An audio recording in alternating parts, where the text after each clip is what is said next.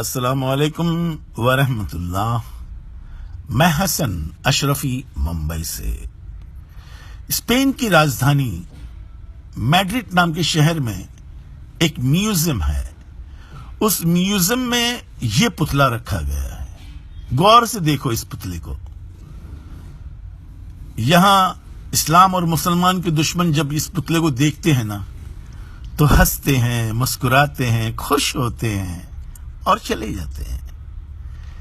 ऐसे ही एक दिन एक सुलझा हुआ समझदार पढ़ा लिखा यहूदी इस म्यूजियम में आया और उसने जब सरसरी तौर पर इस पुतले को देखा बड़ा खुश हुआ, बहुत हंसा, इतराया भी।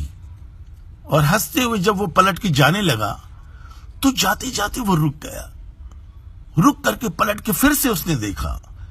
अब फिर से उसने गौर किया तो लरजाने लगा, डरने लगा, कांपने लगा। और कांपते हुए उसने उस म्यूजियम के मालिक को बुलाया और बड़ी मिन्नतें की कि इस पुतले को निकाल दो।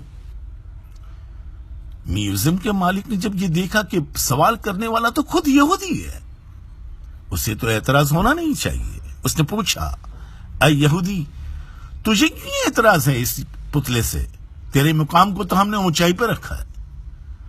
उस पढ़े लिखे यहूदी ने डरते हुए जवाब दिया कि मुझको अपने ऊंचे मुकाम से परेशानी नहीं है। मैं डरता हूं कहीं सबसे नीचे मुकाम वाले ने सर उठा लिया तो मैं अपने बैलेंस को खो दूंगा और मैं गिर जाऊंगा और मैं चकनाचूर हो जाऊंगा।